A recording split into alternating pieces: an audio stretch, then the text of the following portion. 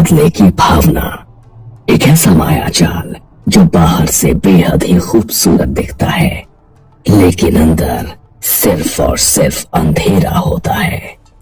धीरे धीरे नफरत इंसान की सोच को खा जाती है, उसकी आंखों से सच छीन लेती है और दिल में जहर भर देती है।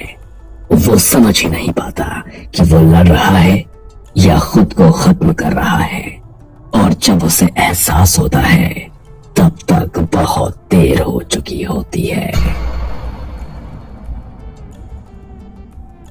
कुसुम शर्मा अपने बेटे आरव के साथ शहर के एक पुराने लेकिन सजे सवरे घर में रहती थी। आरव कॉलेज जाता था, अपनी पढ़ाई और दोस्तों में व्यस्त रहता था। कुसुम ज्यादातर वक्त घर में ही रहती, लेकिन एक बात थी जो आरव ने सालों से नोटिस की थी। हर रात लगभग एक ही वक्त पर कुसुम चुपचाप घर से निकल जाती थी। न कोई वजह, न कोई जवाब। आरव जानता था कि उसकी माँ रात में घर पर नहीं होती, लेकिन उसने कभी सवाल नहीं किया, क्योंकि माँ की आंखों में वो अजीब सी चमक देख चुका था, जिसके बारे में सवाल पूछना आसान नहीं होता। एक दोपहर आरव अपनी दोस्त नेहा को घर लेकर आया। माँ, ये नेहा है, कॉलेज की दोस्त, नोट्स लेने आई है। कुसुम ने पहली बार नेहा को देखा। साधारण सी लड़की, साफ आंखें, भोली मुस्कान। कुसुम मुस्कुराई। आओ बेटा, बैठो। चाय लोगी या कुछ मीठा? नेहा सोफे पर बैठ गई। कुसुम सामने बैठी और बातों बातों में पूछने लगी। तुम्हारा पूरा नाम क्या बताया तुमने? नेहा सिन्हा आंटी। सिन्हा? अच्छा, तुम्हारे पापा क्या करते हैं? पापा विवेक सिन्हा प्राइवेट कंपनी में है। कुसुम की उंगलियों ने कुर्सी को कसकर पकड़ा। आवाज भी नॉर्मल थी, लेकिन अंदर कुछ हिल चुका था। अच्छा, और मूल रूप से कहाँ के हो तुम लोग? गांव से ही आंटी, वही चंद्रपुर? वही गांव। कुसुम का भी वही था। अब शक गहरा हो चुका था।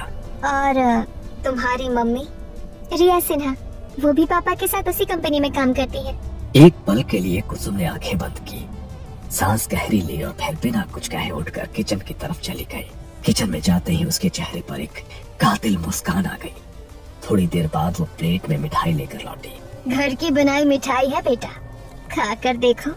नेहा ने मिठाई खाई और मुस्कुराई। उसे क्या पता था, ये सिर्फ मिठाई नहीं थी। कुछ देर बाद आरव नोट्स लेकर आया और नेहा के पास बैठ गया। आरव बेटा, दोस्त बहुत प्यारी है तुम्हारी। आरव ने शर्मा कर नीचे देखा। तुम दोनों बस दोस्त हो या कुछ है तुम दोनों में? नेहा और आरव दोनों शर्मा गए। नेहा नोट्स लेकर उठी। थैंक यू आंटी, फिर मिलेंगे। नेहा दरवाजे की तरफ बढ़ी ही थी। जरूर आना बेटा, अब तो ये घर तुम्हारा अपना ही है। नेहा मुस्कुरा कर चली गई। आरव, कहीं तुम्हारा और नेहा का कुछ चक्कर तो नहीं? माँ, ऐसा कुछ नहीं है, वो बस मेरी एक अच्छी दोस्त है। मुझे तो वो बहुत पसंद आई। ऐसी लड़की बहू बने तो घर भर जाए। आरव बिना कुछ बोले शर्मा कर अपने कमरे में चला गया।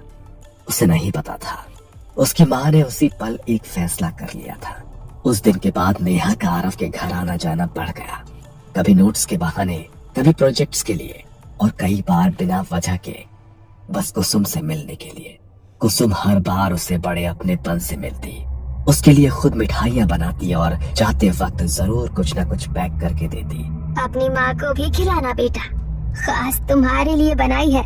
नेहा हर बार सिर हिलाकर हामी भर देती। वो मिठाई घर ले जाती और रिया को अपने हाथों से खिलाती। धीरे धीरे आरव और नेहा एक दूसरे के और करीब आने लगे। कॉलेज के बाद लंबी बातें, भविष्य के सपने, और कुछ ही महीनों में वो प्यार में पड़ गए। कॉलेज खत्म होते ही कुछ महीनों बाद एक शाम आरव नेहा को लेकर घर आया। माँ, मैं नेहा से शादी करना चाहता हूँ। कुसुम ने उसकी तरफ देखा, चेहरे पर खुशी दिखाई, लेकिन आंखों में कोई और ही चमक थी। उसी दौरान नेहा ने धीमी आवाज में एक और बात कही। आंटी, मेरी मम्मी की तबीयत ठीक नहीं रहती, खाना पचता नहीं, बहुत कमजोर हो गई है। डॉक्टर भी कुछ साफ नहीं बता पा रहे हैं। यह सुनते ही कुसुम के मन में अजीब सी खुशी दौड़ गई। वो जानती थी कि जो मिठाइयाँ रिया तक पहुँच रही थी, अब उनका असर दिखने लगा था। इसके बाद सब कुछ धीरे धीरे बदलने लगा। रिया की हालत दिन प्रतिदिन बिगड़ती चली गई। नेहा का ज्यादातर वक्त अब अस्पताल और घर के बीच बीतने लगा। आरव से मिलना कम होने लगा। फोन पर भी बातें छोटी और थकी सी होने लगी। और हर बार जब आरव बेचैन होकर ये बातें कुसुम को बताता, माँ, नेहा की मम्मी बहुत बीमार है। कुसुम के हाव भाव बदल जाते। उसकी आंखों में अजीब संतोष छलकता। एक रात कुसुम फिर घर से निकली। इस बार आरव ने उसके कमरे की तलाशी ली। उसे उसके कमरे में कुछ अजीब चीजें मिली। एक पानी का गिलास जिस पर लिखा था नेहा, एक पैकेट में कुछ पान, एक रुमाल जिस पर लिखा था रिया। सुबह जब कुसुम घर लौटी, माँ, ये सब क्या है? तुम रोज कहाँ जाती हो? कुसुम कुछ पल चुप रही, फिर हंसने लगी। मैं जब भी तुम्हें नेहा की मम्मी के बारे में बताता हूँ, तुम्हें कोई फर्क ही नहीं पड़ता। तुम्हें नेहा पसंद नहीं है क्या? और ये सब चीजें तुमने कमरे में क्यों रखी है? कुसुम मुस्कुराई। ये सब अचानक नहीं हुआ था। जो कुछ कुसुम कर रही थी, इसकी जड़ें 20 साल पीछे दबी हुई थी। कुसुम शर्मा और विवेक सिन्हा एक ही गांव में पले बढ़े, बचपन से साथ खेले, और कब दोस्ती प्यार में बदल गई उन्हें खुद पता नहीं चला। शाम के वक्त मंदिर के पीछे बैठकर बातें करना, मेलों में साथ घूमना और सपनों में एक ही भविष्य देखना। हम दोनों की शादी यही गांव में होगी। सबसे पहले पंडित जी को बुलाएंगे। और मैं शहर में नौकरी करके तुम्हें अपने साथ ले जाऊंगा। उस वक्त विवेक की बातों में भरोसा था और कुसुम के दिल में पूरा जीवन। कॉलेज खत्म हुआ, विवेक शहर चला गया नौकरी के लिए, और वहीं से सब बदलने लगा। पहले रोज फोन आता था, फिर हफ्तों में, फिर महीनों में। विवेक, सब ठीक है ना? तुम बदल रहे हो। कुसुम, तुम्हें हर चीज में प्रॉब्लम दिखती है।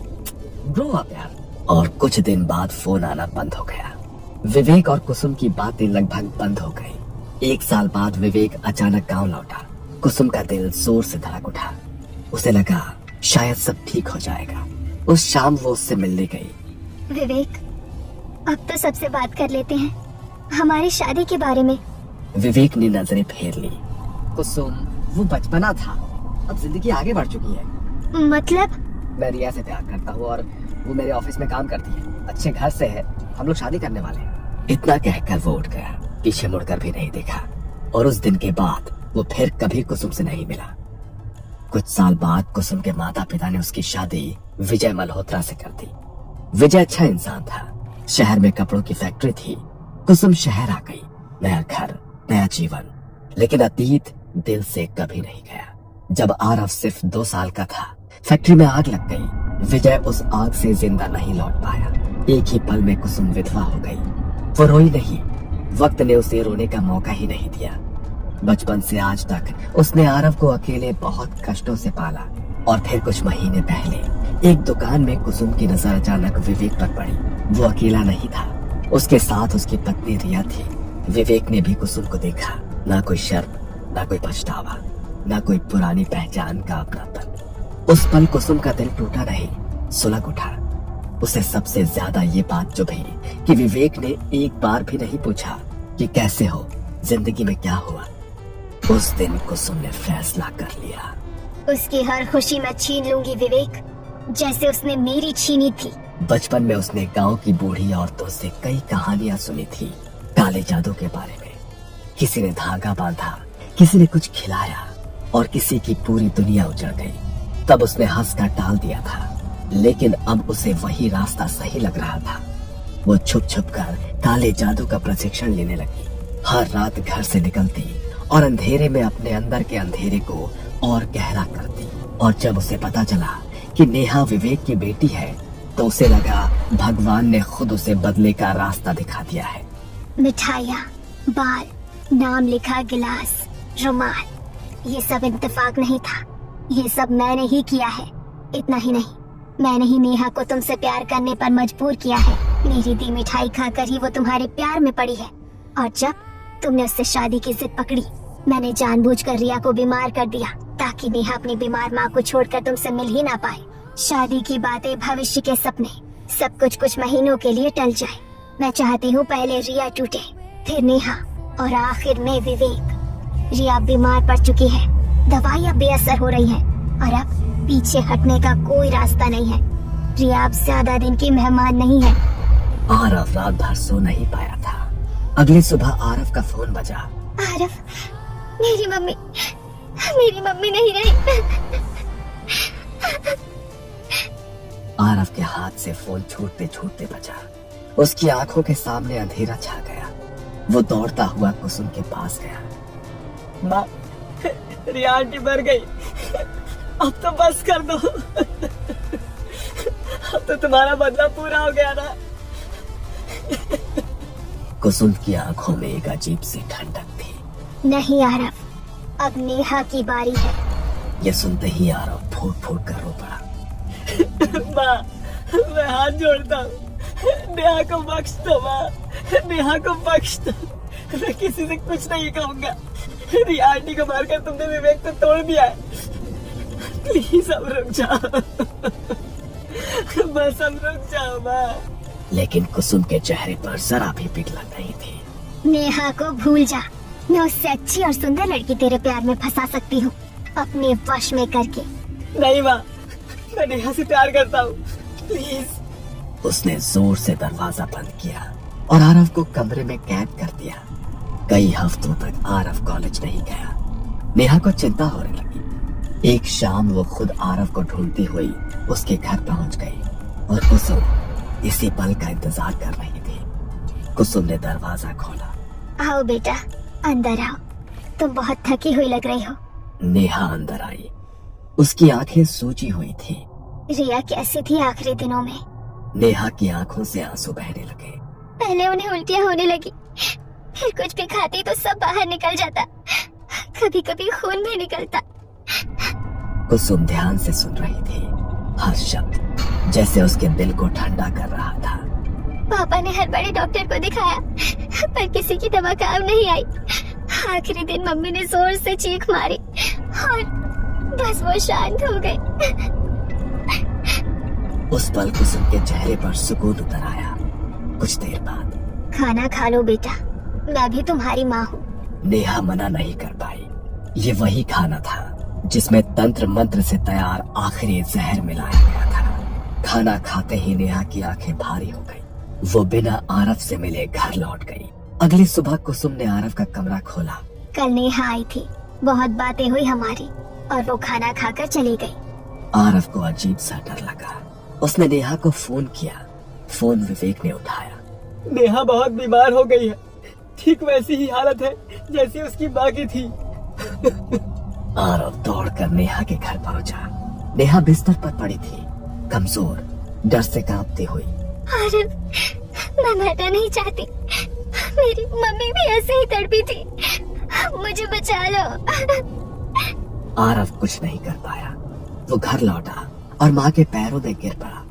माँ, बस करो, मैं तुमसे भीख मांग रहा हूँ माँ, प्लीज। लेकिन कुसुम नहीं मानी। कुछ ही दिनों में नेहा की भी मौत हो गई। जब ये खबर आई, कुसुम के चेहरे पर एक भयानक मुस्कान थी। लेकिन आरव ये सब सह नहीं पाया।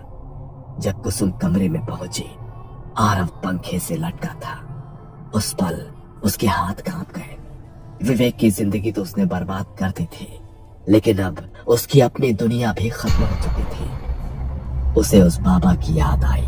काला जादू बर्बादी की राह है, ये किसी को नहीं बख्शता। और आज कुसुम के पास कुछ भी नहीं था। अगले कुछ दिनों में उसका दिमागी संतुलन पूरी तरह से टूट गया। वो कभी रसोई में बैठकर मिठाइयां बनाती रहती और कहती, रिया, खा लो। नेहा, ये आखिरी है।